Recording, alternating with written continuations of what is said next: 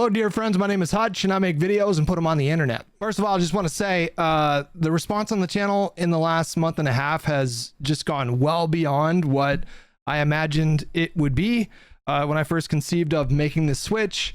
If you guys are new to the channel, I did gaming for a really long time. It was like 10, 15 years was my primary focus, especially on YouTube.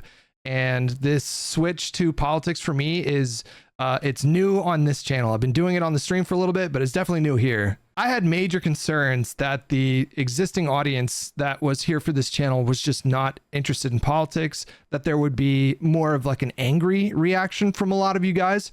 And there has been some of that, but the reception overall has been pretty overwhelmingly positive. And I'm really proud of that. And I can't thank you guys enough for taking an interest in this content and supporting it, engaging with it, liking, commenting, hitting the bell icon. All these things like are super important. So, you know, yeah, if you like me and you like this content and you want to see it succeed, that would be super appreciated. For this video, I wanted to tackle a topic that comes up a lot in my Twitch chat. One of the most common questions I encounter from viewers is someone will come in and they'll ask, hey, what can I say to my MAGA dad to change his mind? Or what can I say to my MAGA mom that could change their mind? Or some family member or coworker or friend, etc., etc., etc. For this video, I want to focus entirely on family.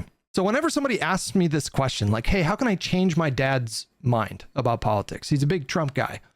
We get into arguments about it a lot, and I want to make him see the light.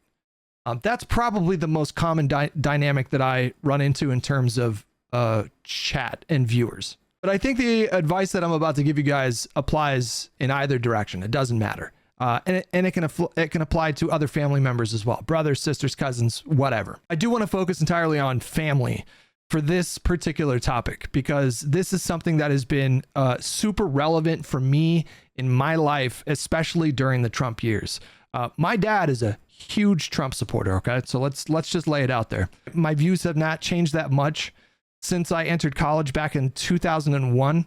And my early years, I studied history and sociology, and it just opened my perspective to a lot of new things. And I've never had any inclination towards right-wing politics at any point in my adult life.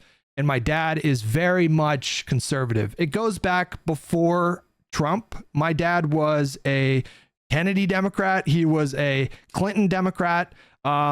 He's a retired cop. And so Clinton's crime bill, for example, was something that my dad really liked. Welfare reform was something that my dad really liked.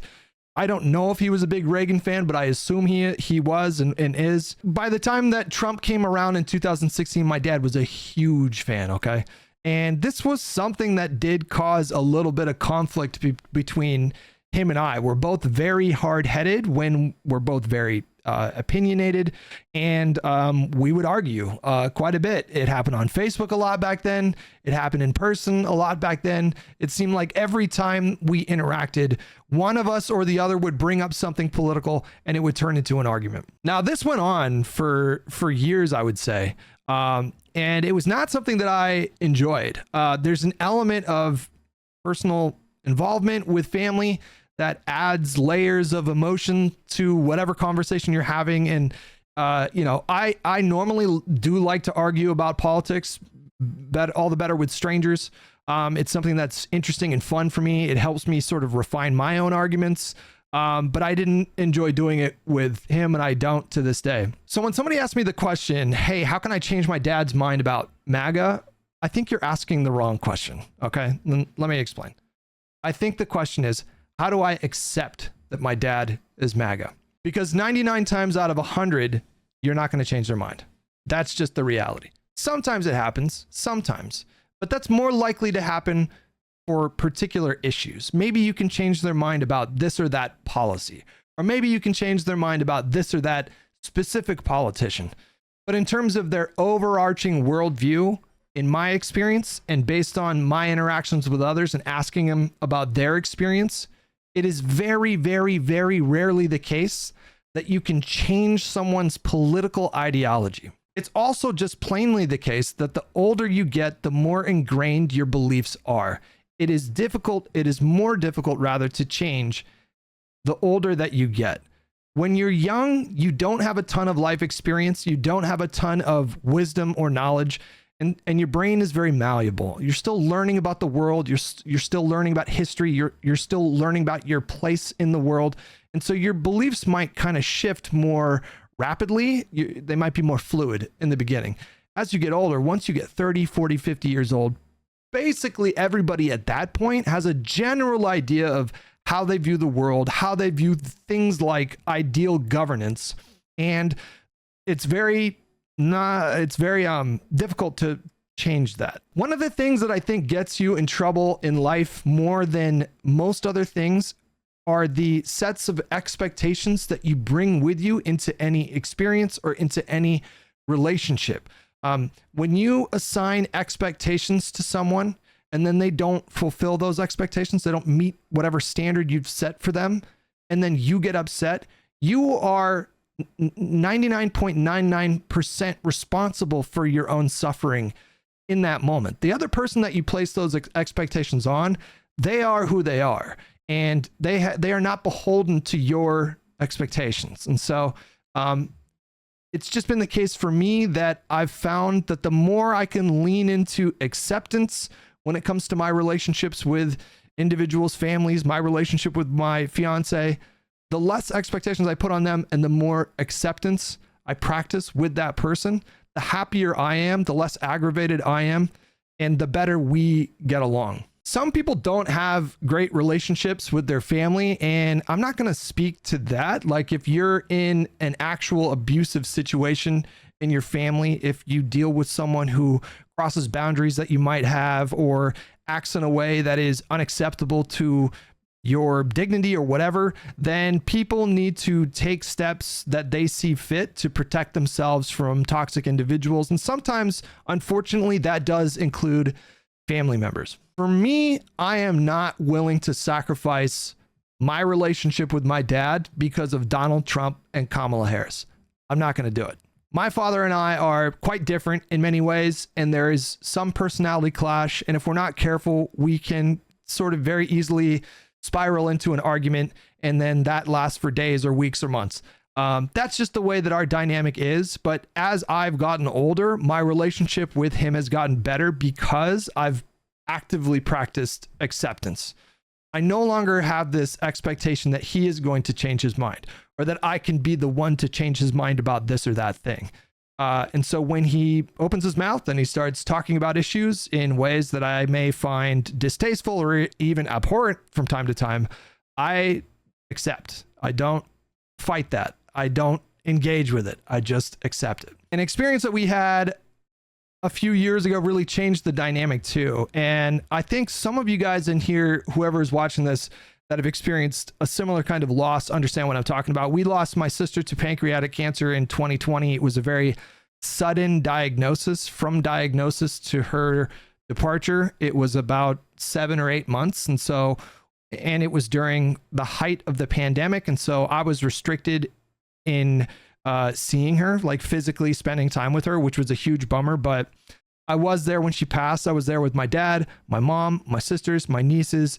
We were in the room when she passed. We were helping to take care of her during her last week, which was a visceral experience. And ever since that experience, something really changed in me. I had already been practicing acceptance with my dad before this to sort of avoid unnecessary conflict.